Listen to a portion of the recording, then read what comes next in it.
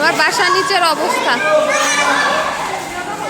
ওই যে ওই পাশে ছাগল আছে, এই পাশে গরু।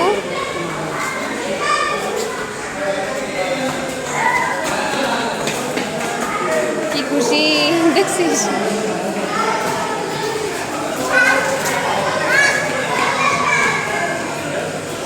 এই বাবা, ওই যে ওই যে ওই যে ওই যে তো কই তো কই তো কই